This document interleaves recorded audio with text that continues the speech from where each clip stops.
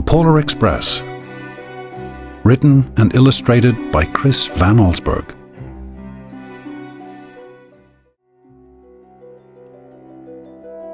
On Christmas Eve, many years ago, I lay quietly on my bed. I did not rustle the sheets. I breathed slowly and silently. I was listening for a sound a friend had told me I'd never hear.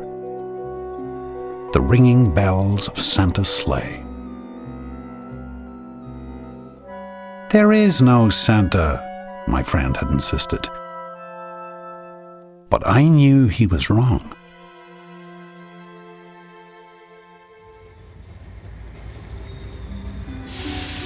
Late that night, I did hear sounds, though not of ringing bells. From outside came the sounds of hissing steam and squeaking metal. I looked through my window and saw a train standing perfectly still in front of my house.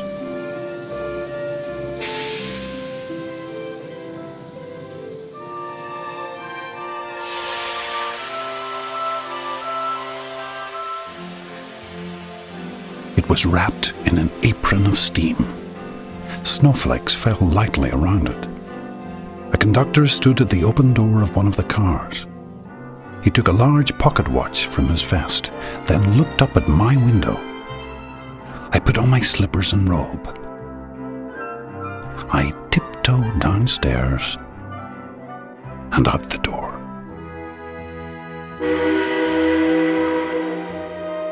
"All aboard!" the conductor cried out. I ran up to him. "Well," he said, "are you coming?" "Where?" I asked.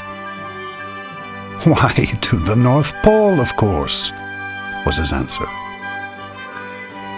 "This is the Polar Express."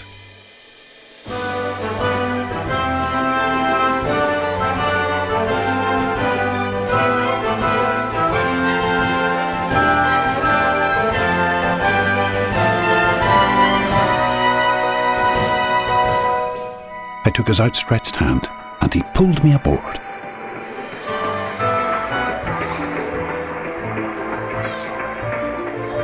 The train was filled with other children, all in their pajamas and nightgowns. We sang Christmas carols and ate candies with nougat centers as white as snow. We drank hot cocoa as thick and rich as melted chocolate bars.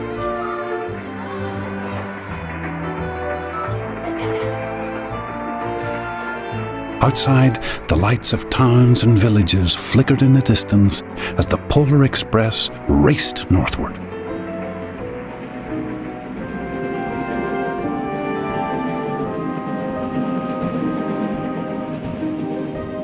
Soon, there were no more lights to be seen.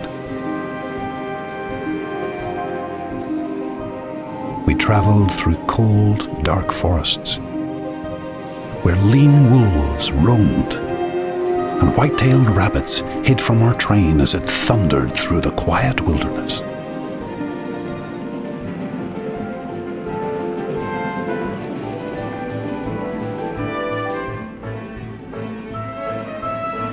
We climbed mountains so high it seemed as if we would scrape the moon. But the Polar Express never slowed down. Faster and faster we ran along, rolling over peaks and through valleys like a car on a roller coaster.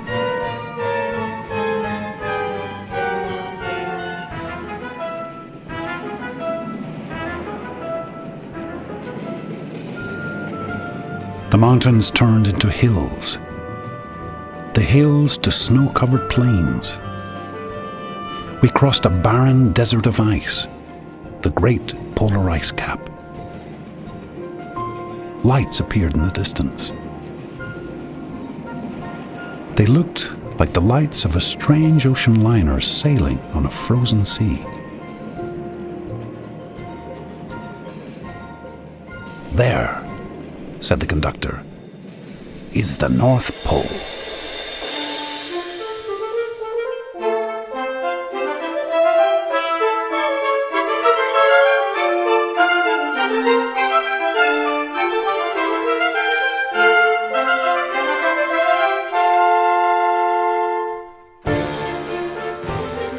The North Pole.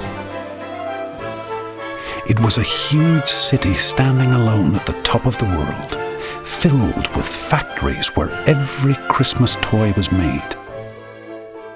At first, we saw no elves. "They are gathering at the center of the city," the conductor told us. "That is where Santa will give the first gift of Christmas." "Who receives the first gift?" we all asked. The conductor answered, "He will choose one of you." "Look!" shouted one of the children. "The elves!" Outside, we saw hundreds of elves. As our train drew closer to the center of the North Pole, we slowed to a crawl, so crowded were the streets with Santa's helpers. When the Polar Express could go no farther, we stopped. And the conductor led us outside.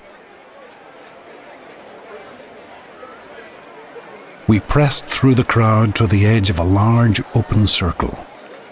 In front of us stood Santa's sleigh. The reindeer were excited. They pranced and paced, ringing the silver sleigh bells that hung from their harnesses. It was a magical sound, like nothing I'd ever heard. Across the circle, the elves moved apart, and Santa Claus appeared.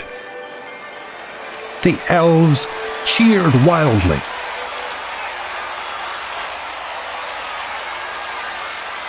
He marched over to us and, pointing to me, said, "Let's have this fellow here."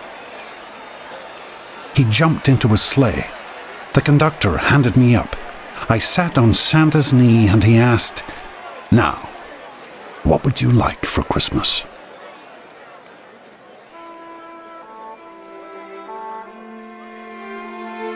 I knew that I could have any gift I could imagine.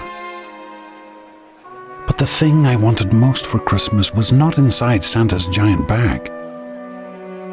What I wanted more than anything was one silver bell from Santa's sleigh. When I asked, Santa smiled. Then he gave me a hug and told an elf to cut a bell from a reindeer's harness. The elf tossed it up to Santa. He stood, holding the bell high above him, and called out, "The first gift of Christmas!"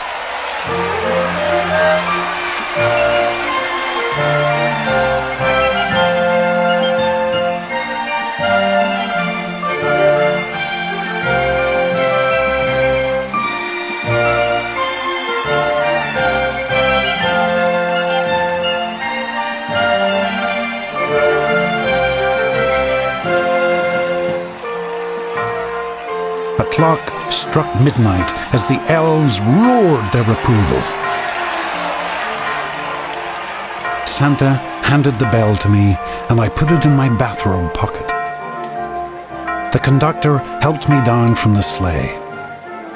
Santa shouted out the reindeers' names and cracked his whip. Dancer, Prancer, Horn, Vixen, Cornet. His team charged forward and climbed into the air. Santa circled once above us, then disappeared in the cold, dark polar sky.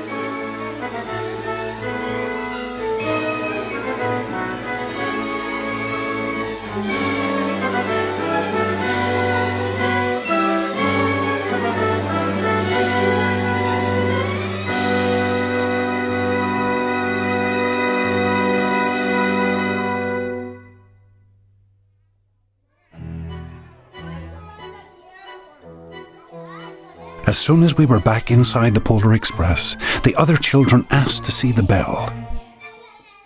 I reached into my pocket,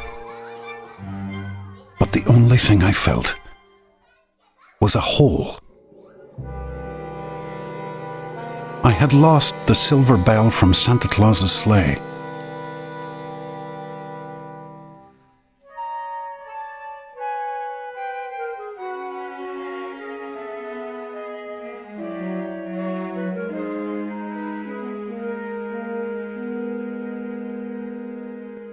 "Let's hurry outside and look for it," one of the children said.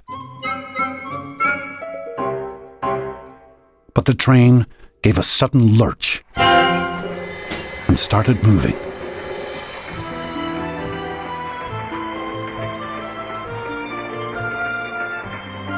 We were on our way home.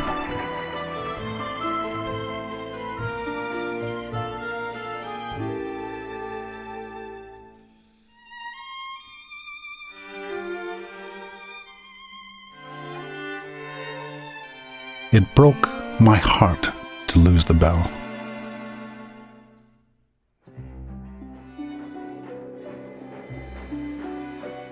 When the train reached my house, I sadly left the other children. I stood at my doorway and waved goodbye. The conductor said something from the moving train, but I couldn't hear him. "What?" I yelled out. He cupped his hands around his mouth. Merry Christmas, he shouted. The Polar Express let out a loud blast from its whistle and sped away.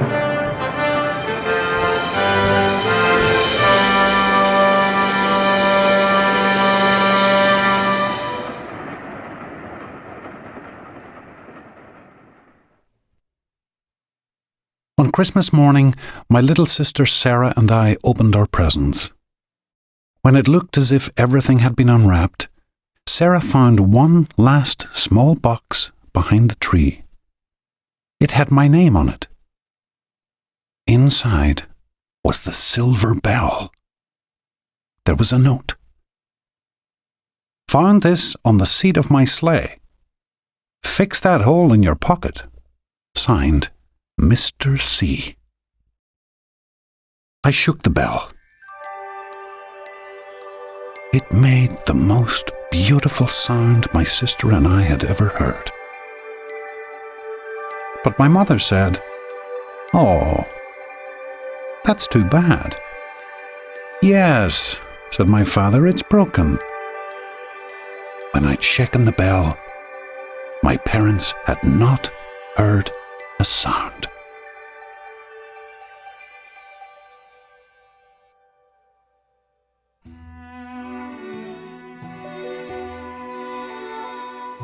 At one time, most of my friends could hear the bell. But as years passed, it fell silent for all of them. Even Sarah found one Christmas that she could no longer hear its sweet sound. Though I've grown old, the bell still rings for me, as it does for all who truly believe.